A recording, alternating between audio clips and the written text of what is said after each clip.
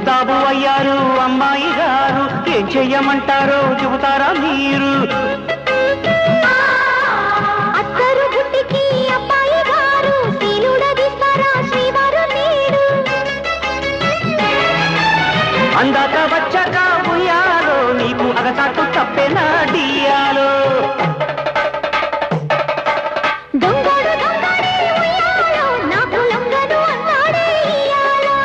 సర్దుకుపోతే ముద్దు ముద్దు అప్పుడు తీసి రుద్దు రుద్దు సొగసరివే